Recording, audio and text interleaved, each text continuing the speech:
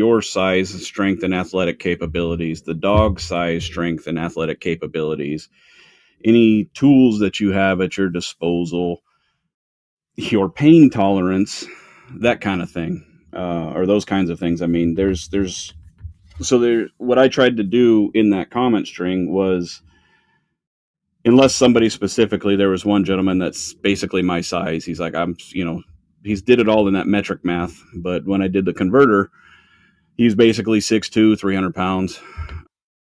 Or maybe he wrote 6'2". Maybe I'm thinking a different one. But anyhow, he's basically my size, 280 pounds or whatever.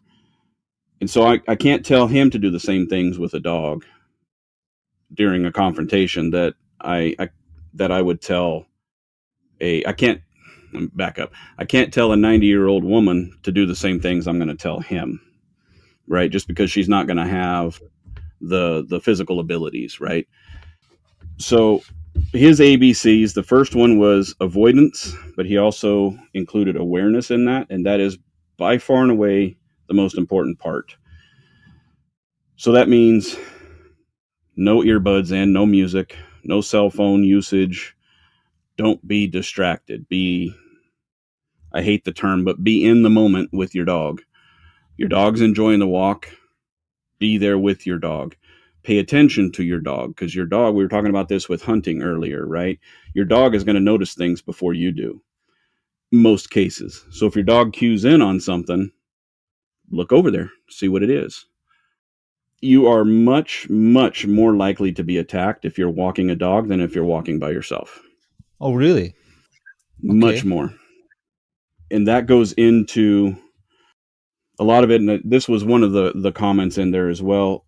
Your dog is walking through another dog's neighborhood, right? So that video that those folks referenced, or that those folks showed, it was a very simple video, which again was why I was glad that they chose it. There wasn't a whole lot of variables in there. The lady's walking down an alleyway. It looked like an alley. It's a very narrow road or whatever, street, whatever you want to call it. And there wasn't a whole lot of options to move to get out of the way. And the dog attacked. So the closeness of proximity of all of that cancels out a lot of variables, right? You don't have time to do a lot of other things. Even if that dog hadn't attacked her from the back, she wouldn't have had time to jump up on a car or jump over a fence, right? She was going to be in the confrontation. So why did she wind up there? Because she wasn't aware of the situation, because she didn't avoid the situation. If you have the option to walk across the field, walk across the field. Don't walk down an alleyway, because you have limited means of ingress and egress. You got limited means of being movement, right? There's not a lot that you can do in an alleyway. You're pretty much going to have to fight the dog, because you're not going to be able to outrun it. You're not going to be able to outmaneuver it. Her best bet would have been jumping over a fence, if there was one there, or jumping up on a car. The jumping up on a car situation is very, very, very sketchy. If it's been raining, they're slippery. They're sloped to be aerodynamic, which means they don't provide very good footing. If you're wearing flip-flops or slides or whatever, something that doesn't have very good traction, you're liable to slip when you jump up on them. There is techniques to getting up on cars, and there's actually YouTube videos how to jump up on a car. So you can find those. I don't know how to search it. I guess I would just search it that way. But there's a lot of dog. Now, police canines are trained to jump up on cars as well, but most dogs are not. You're not going to be randomly attacked by a police canine. So we'll just cancel that part out of the equation here. Most dogs will not jump up on a vehicle, even though they can jump up on the hood and get on the top of the car the same as you can, probably easier than you and I could. Most dogs are not going to do that. So getting up on a vehicle is a good option. And I don't remember if there was one in that video or not. So since you are much more likely to be attacked when you are walking your dog, there's things to think about in that So first off, that's why no earbuds, no cell phones, no distractions whatsoever. When you're walking your dog because that is your highest point of danger, let's say, right? The highest risk. So Me you need to attacked be or my aware dog of. attacked if I'm with the dog? Yes. So the reason I say yes is in that comment string as well, there was a lot of people that were talking about picking up their dogs and holding their dogs. And there was one woman that did it successfully, and it can work. It is a viable option. But what can also happen, I saw a video of this not too long ago, is the dog says, okay, I can't reach that. The attacking dog says, I can't reach your dog that I want to bite. So now I'm going to bite you. And he actually took her to the ground because he got a hold of her leg and pulled her leg out to the side, and she fell.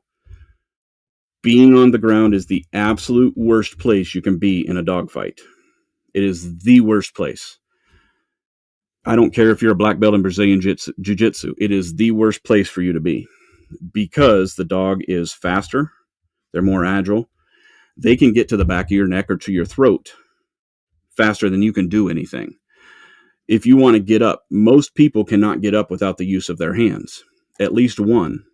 So that is one defensive tool that you're taking out of the fight in order to try to get back up, and the dog knows it.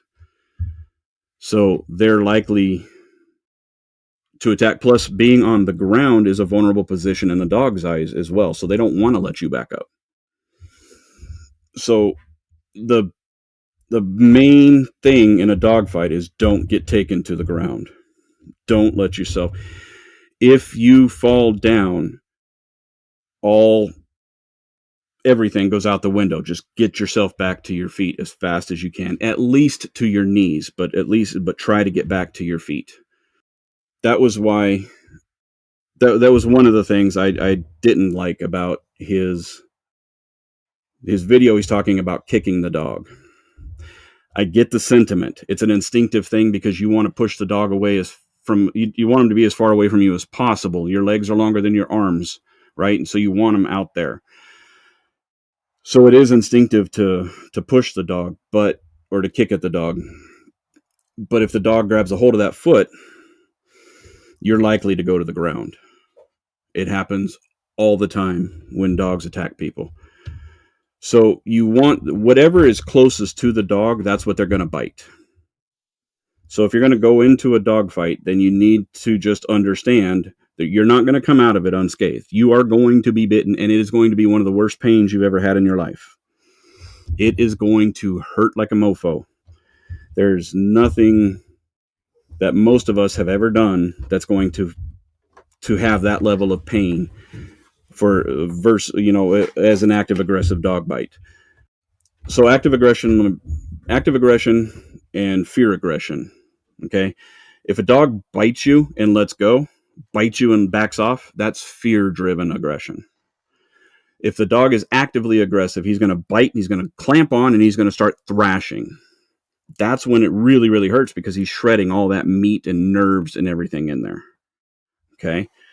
Also, due to their canine teeth, if they get around you, you're not going to be able to pull out of it. They can latch on like that. So don't try to pull out of a dog's mouth because you're not. It's not going to happen. The best thing you can do is actually push towards them, especially if you can get their head up against something, or if you can grab the back of their head and push towards them. It's going to cause their mouth to want to go open. Does that make sense? Because you're shoving your Also arm. the closer the mouth is to the pivot point, the stronger force they can bite you with, because that's how they chew bone. They don't use the incisors; they use their molars to crunch Right, their. right. It's But when sucky no you're matter pushing what. back in there, the bone isn't shoving back into the back of their mouth, right? The bone's just sitting there and they're gnawing on it with their big, strong teeth in the back, their big molars, right? Yeah, But they're, if yeah, so, their canine teeth are going to do one of two things. Their canine teeth are going to go beyond your arm, and they're going to lock in like this, right, to where you can't pull out, or they're going to sink into your flesh because they bit you right here. Doesn't matter where the canine teeth go, you're not going to pull out of it. So don't try to pull out of it. Go forwards.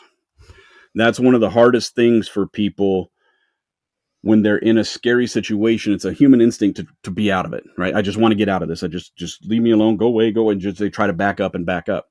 When you're pulling and the dog's got a hold of you, you're actually helping him tear up your arm because you're adding force into that movement that he's, you know what I mean? That's he's trying to tear up your arm. You're adding force into that, an oppositional force.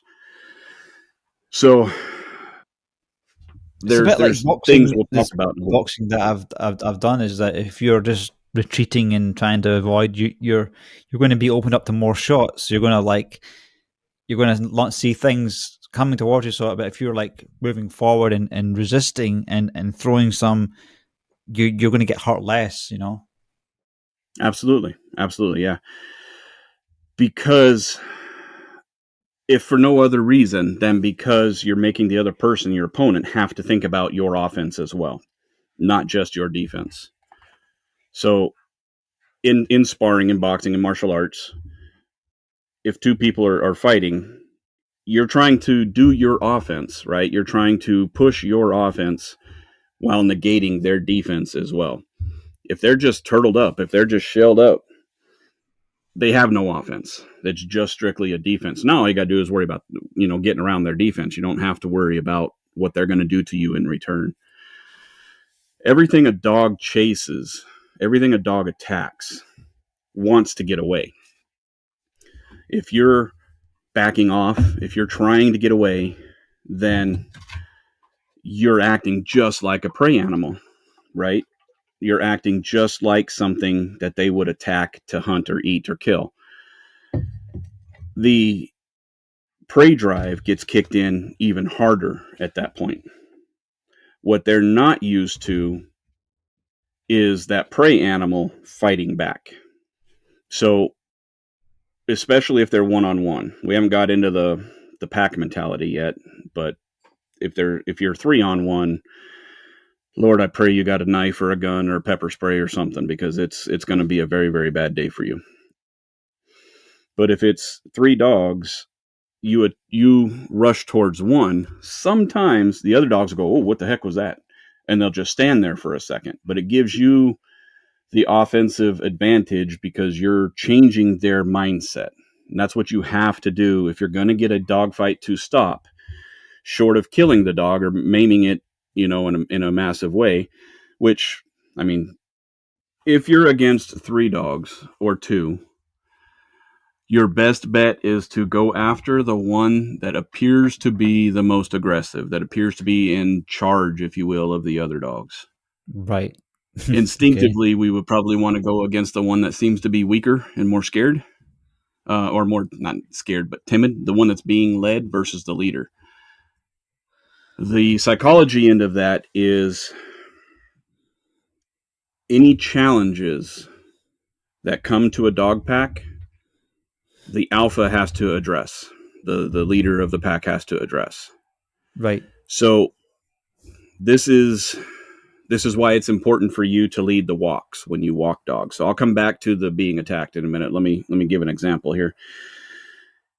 If you've met somebody before, but your dog hasn't, then as far as your dog is concerned, that's a non-friendly person. That's a suspicion, right?